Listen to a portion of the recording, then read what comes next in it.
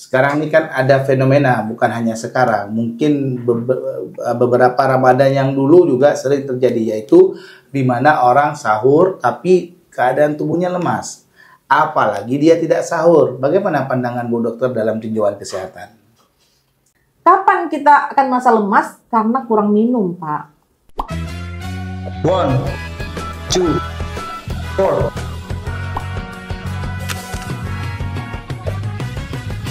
Assalamualaikum warahmatullahi wabarakatuh. Selamat datang di podcast Azmi Kasih Solusi. Podcast yang bukan sekedar cerita, tapi tentang pelajaran, perubahan, dan inspirasi. Kali ini kita akan bahas sesuatu yang unik dan menarik. Udah sahur banyak, masih lemas. Di sini kita akan menggali seputar keikhlasan, kesabaran, kejujuran, dan kesyukuran, cinta, empati, santun, pemaaf, sehat kuat, berani, waspada, cerdas, kreatif, inovatif, dan inspiratif. Karena satu cerita bisa membuka pikiran, dan satu pemikiran bisa membawa perubahan besar.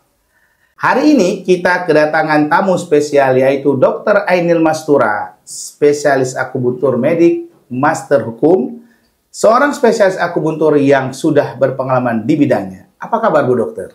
Alhamdulillah sehat, Ustadz. Jadi Bu Dokter, sekarang ini kan ada fenomena, bukan hanya sekarang, mungkin beberapa Ramadan yang dulu juga sering terjadi, yaitu di mana orang sahur tapi keadaan tubuhnya lemas. Apalagi dia tidak sahur. Bagaimana pandangan Bu Dokter dalam tinjauan kesehatan? Terima kasih Pak Ustadz atas pertanyaannya. Memang kondisi ya, fenomena ketika kita sahur, apalagi Ramadan ya. Ramadan itu kan kebanyakan orang harus sahur, kemudian berbuka. Nah, ketika sahur itu orang berlomba-lomba untuk makan banyak nih supaya nanti nggak lapar waktu siangnya, gitu.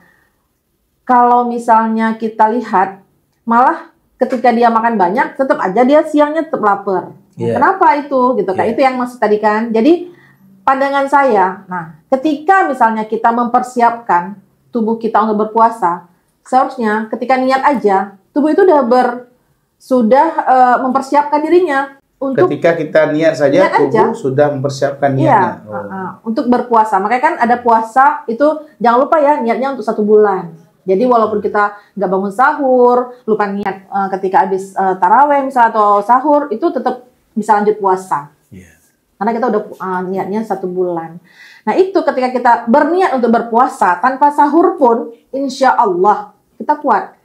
Kapan kita akan masa lemas? Karena kurang minum, Pak Ustadz. Seperti itu. Menurut saya seperti itu ya. Tapi kalau kita mengisi dengan minum dulu, banyak minum ketika berbuka, banyak minum, insya Allah ketika nanti berpuasa pun kita akan kuat. Karena sebenarnya manusia itu sanggup, Pak, tidak makan dan tidak makan beberapa hari. Memang beberapa beberapa orang itu sanggup tidak makan. Namun dia tidak akan kuat kalau dia kurang minum atau kurang cairan. Karena dari 70% tubuh kita itu mengandung cairan. Jadi cairan itu dibutuhkan oleh tubuh. Apa hubungannya minum dengan pertahanan dalam berpuasa itu, Bu Dokter? Ya, tadi seperti yang saya katakan, tubuh kita banyak diisi oleh cairan. Ketika tubuh kita kekurangan cairan, dia nggak mampu untuk memecahkan cadangan makanan dalam tubuh kita. Nah, untuk memecahkan makanan itu kan itu butuh cairan, ibarat blender ya Pak ya, Pak Ustadz. Ketika kita kurang cairan, blender itu nggak seperti itu. Jadi dia nggak akan berputar.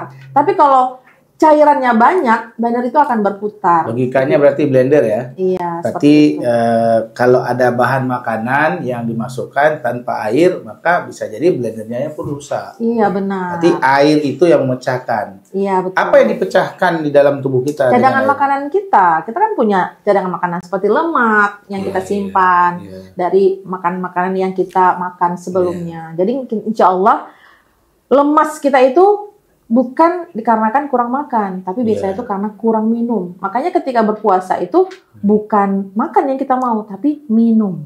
Orang nggak akan sanggup menahan rasa haus, biasanya seperti itu. Jadi kata kuncinya nih minum. Minum. Jadi kalau minum itu tercukupi, maka Insya Allah puasanya kita lebih kuat. segar. Bagaimana dengan kaitannya olahraga Nah, di olahraga bulan suci juga. Ramadan?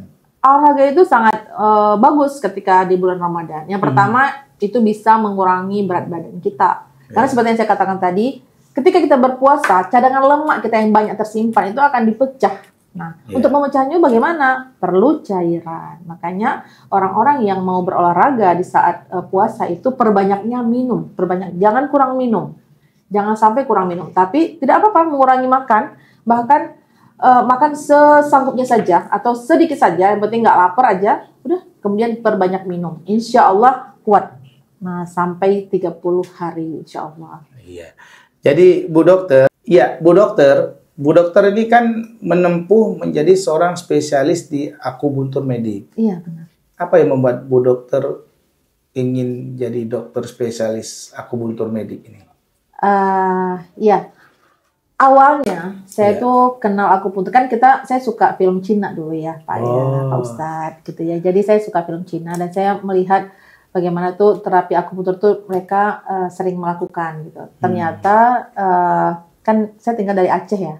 Di Aceh tuh saya tidak tahu tentang akupunktur. Nah kebetulan pada suatu saat itu ada teman saya yang dia itu ingin mempelajari akupunktur. Iya. Nah, kemudian saya tanya-tanya ke dia, gitu, gimana akupunktur itu apa sih Andrea? Kemudian sampai saya mencoba, gimana sih rasa akupunktur itu, gitu. Yeah. Terus kemudian dia bercerita tentang apa yang terjadi pada akupunktur, kemudian manfaatnya apa, seperti itu. Jadi saya tertarik untuk mempelajari. Karena bagi saya ini akupunktur ini saya suka, tapi saya nggak paham ilmunya apa. Ternyata ada gitu, dan saya ingin mempelajari ilmu akupunktur ini. Apalagi ketika saya tahu ini boleh dilakukan oleh dokter, seperti itu. Setelah Bu Dokter menempuh pendidikan sebagai seorang spesialis akupunktur, tentu akupunktur ini ada prinsip dasarnya. Apa itu prinsip dasar pengobatan akupunktur itu sendiri? Iya, saya melihat prinsip dasar dari akupunktur ini dia lebih ke teorinya itu, pertama itu dia teori energi, Pak. Energi? Iya, energi. Jadi Qi ya, kita mengenal antara Qi, kemudian ada teori Yin Yang, seperti keseimbangan. Yin Yang. Yin Yang itu. Yang hitam putih tuh ya, yang kayak gelombang tuh ya. Kayak bulatan tuh ya. Iya, bulatan Yin Yang. Jadi Yin Yang itu sebenarnya prinsipnya itu di dunia ini tuh selalu ada pasangan. Setiap hal itu punya pasangan, seperti siang dan malam, laki-laki dan perempuan, besar, kecil, seperti itu. Jadi yin yang, itu dia. Berarti mereka sebenarnya akupunktur ini pengobatan yang mengedepankan keseimbangan. Jadi jika ada energi yang berlebih, maka diberikan terapi akupunktur kembali seimbang. Seimbang, seperti itu. Menarik. Oke, Bu Dokter. Kalau kita kaitkan dengan puasa sendiri, bisakah terapi akupunktur itu dilakukan bagi orang-orang yang sedang berpuasa? Tentu bisa. Akupunktur itu boleh dilakukan saat berpuasa dan tidak membatalkan puasa. Iya.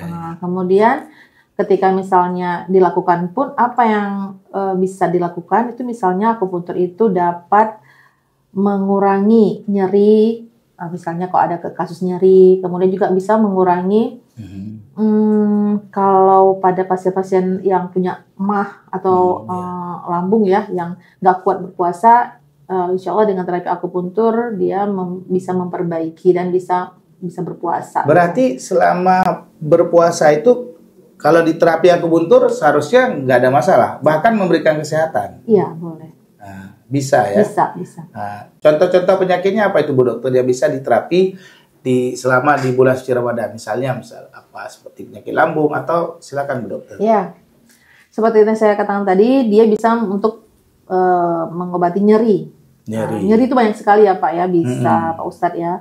nyeri kepala, sakit kepala, ya. Migran gitu ya? Iya, bisa migren, Terus? bisa sefalgia yang seluruh kepala. Iya. Kalau migren kan dia sebagian. Iya. Tadi juga yang seluruh kepala, ada yang kepala belakang yang sakit atau pundak, nyeri pundak, atau kaku di lehernya juga Iya. bisa. Kemudian nyeri sampai tangan atau kebas pada tangan juga bisa. Itu di bulan Ramadan bisa diterapi?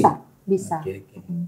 Kemudian seperti nyeri lutut juga bisa, nyeri lutut, nyeri sendi, ya bisa juga dilakukan, itu nyeri. Kemudian juga bisa untuk fungsional, seperti tadi saya bilang misalnya pada kasus lambung, ya seperti itu. Kemudian pada kasus misalnya terapi untuk kalau kita bilang itu alergi juga bisa, misalnya saat Ramadan itu supaya alerginya kambuh seperti itu, seperti rinitis ya. Atau sinusitis, nah karena alergi itu bisa seperti itu dilakukan.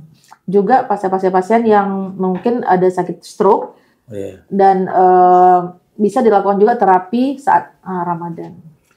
Sering orang mengeluh dengan puasa ini sakit lambung yang paling banyak itu Bu Dokter. Ya, jadi kekhawatiran puasa itu karena sakit lambung. Berarti dengan adanya akupuntur ini seharusnya dia termotivasi untuk bisa melanjutkan puasanya. Iya. Ini jenis terapinya spesifik untuk sakit lambung itu apa aja? Yang bisa ditangani? Iya, jenis terapi maksudnya gimana? Terapinya misalnya orang sering diare, puasa tapi dia diare. Atau begitu puasa dia sahur kulitnya kembung. Nabi mengatakan kan sumu tasihu.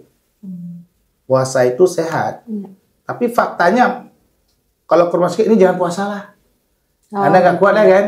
Nah, akupuntur bisa nggak menjawab ini bahwa puasa itu sehat? Karena kan akupuntur kalau dari cerita Bu Dokter tadi kan dia tidak memasukkan obat. Ya kan? Nah, yang saya tahu akupuntur itu kan lebih ke tusuk-tusuk ya, pakai jarum. Nah, ini bagaimana? Sehingga orang-orang yang tadi itu dia punya semangat puasa, dengan diterapi akupuntur dia termotivasi, kan solusi. Iya, betul. Nah, bagaimana ini pendapat Jadi Bu Dokter misalnya untuk akupuntur itu bisa membantu misalnya kasus GERD. Ya, GERD. Pada GERD itu kan GERD itu apa itu? GERD itu gastroesophageal, asam lambung naik. Oh, banyak tuh. Kalau dibilang ya. Jadi yang orang sering sendawa ya? Bisa sendawa atau rasa khawatir. panas di dada panas seperti itu, atau rasa pahit di pangkal lidah, kerongkongan seperti itu. Kekhawatiran tuh yang orang sering tuh orang khawatir mau mati lah. Oh iya, gelisah. Gelisah itu orang GERD. Bisa pada orang-orang GERD yang gelisah.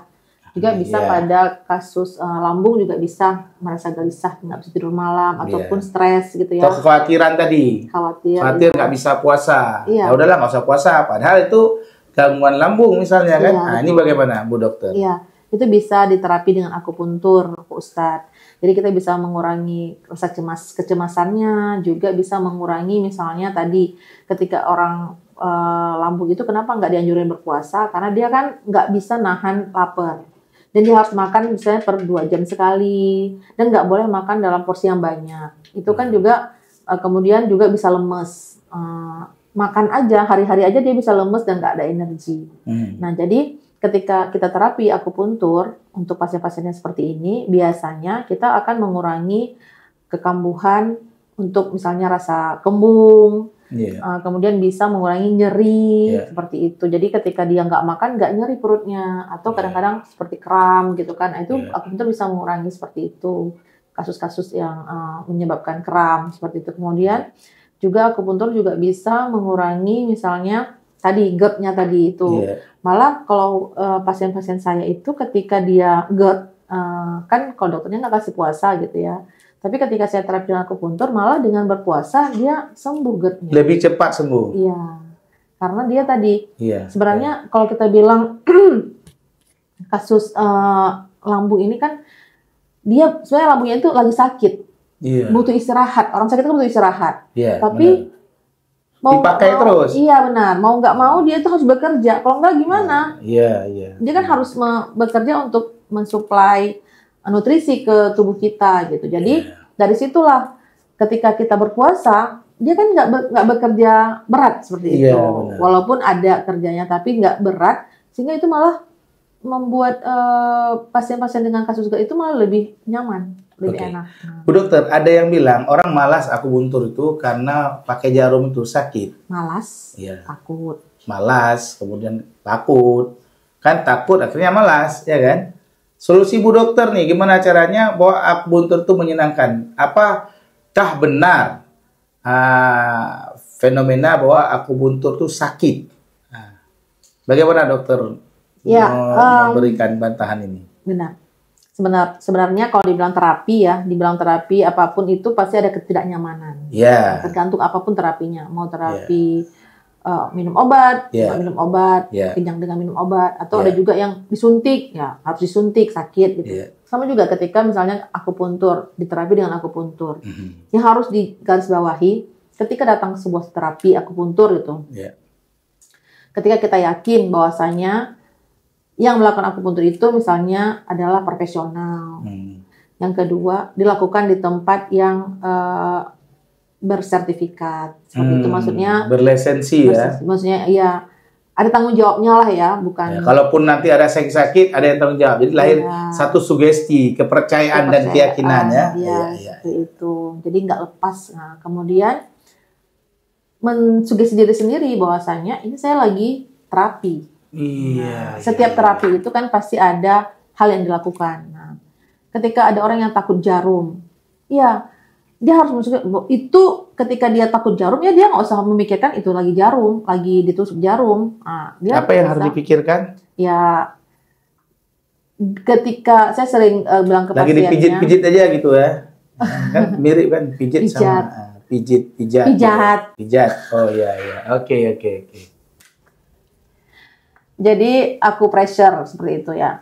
Tapi ini beda. Jadi kalau misalnya dia pasien takut jarum itu saya sering bilang, Pak, tarik nafas aja, relax aja, jangan berpikir lagi di akupuntur, tapi berpikirlah Bapak sedang lagi rapat ataupun Bapak sedang lagi santai seperti itu, dan jangan berpikir sakit. Karena cubit juga sakit, tapi kenapa Bapak takut seperti itu? Ya saya sering mensugesti pasien pokoknya Bapak tenang aja, relax aja, tarik nafas panjang. Kalau mau tidur juga nggak apa tidur aja Pak, seperti itu. Jadi tutup mata, Bapak berpikirlah yang Bapak membuat Bapak nyaman seperti itu. Berarti sebenarnya fenomenanya itu tidak sakit, sakit itu hanya di pikiran. Ya, jadi sakit ada itu, sugesti. Sakit itu persepsi orang. Berarti ada sugesti ya.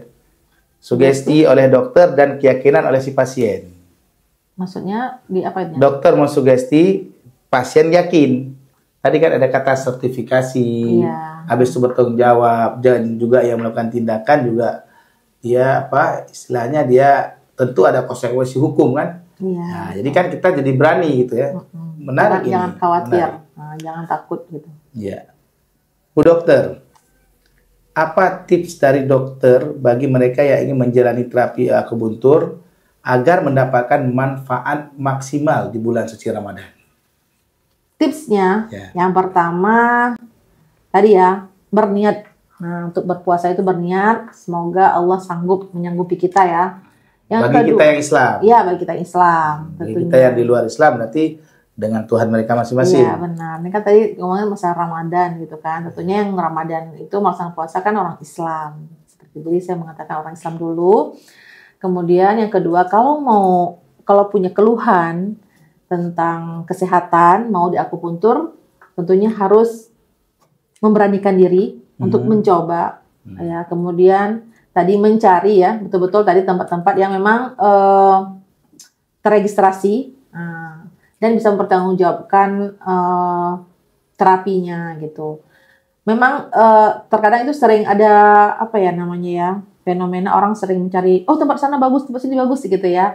Tapi itu juga namanya kita sembuh. Sembuh itu kan dari Allah, ya kan? Kita usaha, yang penting usaha. Jadi yakinlah yang kita jalankan itu yang pertama adalah usaha kita untuk sehat. Supaya apa? Supaya kita bisa sanggup beribadah di bulan Ramadan ini. Seperti itu. Mungkin itu aja dari tips dari saya. Iya. Ada yang menarik tadi Bu Dokter. Berarti kalau kita berobat dengan medis ini kan pakai obat dan minum obat ya. dia itu kan minumnya berarti waktu sahur kan, atau Iya. berbuka kan, atau tengah malam, sehari 3 kali. Nah, berbuka, sahur, atau tengah malam. Iya. Betul. Ini menarik. Tadi dokter bilang bahwa orang berakupuntur itu tidak batal puasa. Seharusnya ini membuat orang di bulan Ramadan jika ada sakit itu, maka datang aja diterapi di dalam berpuasa pun bisa gitu. Benar. Iya kan? Seharusnya kan begitu, karena saat orang berpuasa itu kan energi yang ada itu kan diperbaiki, dan energi yang berlebihan seperti lemak juga akan berkurang, ya kan? Iya, seharusnya Ya. begitu. Jadi Bu Dokter, kalau ingin berkonsultasi lebih lanjut dengan dokter, bagaimana cara menghubungi atau mendapatkan layanan akupuntur yang dokter sampaikan tadi? Baiklah, saya saat ini ya saya bekerja dan praktek di Rumah Sakit Siloam Hospital Bogor dan di Siloam. Iya, Siloam Bogor. Ramadan praktek? Insya Allah praktek. Nah, terus di rumah sakit mana lagi? Rumah Sakit Bu Dokter? Hermina Hermina mana? Bogor juga, ya Taman Yasmin. Iya. Nah, jadi bisa langsung menghubungi rumah sakit ataupun FO rumah sakit untuk mendaftar. Kalau di rumah buka nggak Bu Dokter? Di rumah. Lebih konsultasi mungkin ya? Iya, boleh. Oke. Seperti itu. Ya. Wah, Masya Allah, luar biasa. Banyak hal baru yang kita dapatkan dalam podcast kali ini. Semoga bermanfaat. Ternyata akupuntur dan puasa bisa saling sinergi ya untuk melengkapi kesehatan tubuh kita. Sahabat RKV TV. Terakhir nih dokter, apa yang closing statement dari Bu Dokter sendiri Iya. terhadap orang-orang yang akan berpuasa? Jangan takut untuk berpuasa, karena setiap masalah itu pasti ada solusinya. Berarti Azmi kasih solusi ya. Terima kasih banyak Bu Dokter atas ilmu dan sharing-sharingnya hari ini. Semoga bermanfaat bagi kita semuanya dan juga sahabat RKV TV yang sedang mempersiapkan bulan suci Ramadan dengan berpuasa. Jadi jangan khawatir lagi, tetap berpuasa walaupun ada sakit lambung, ada sakit kepala. Bu Dokter, Dr. Ainil siap membantu membersamai para orang-orang yang berpuasa sehingga puasanya jauh lebih maksimal. Jangan lupa kalau kalian merasa podcast ini bermanfaat, share ke teman-teman kalian. Sampai jumpa di episode berikutnya. Azmi kasih solusi. Jangan lupa untuk like, comment, share, and subscribe supaya kita bisa terus berbagi kebahagiaan dan ilmu. Wassalamualaikum warahmatullahi wabarakatuh.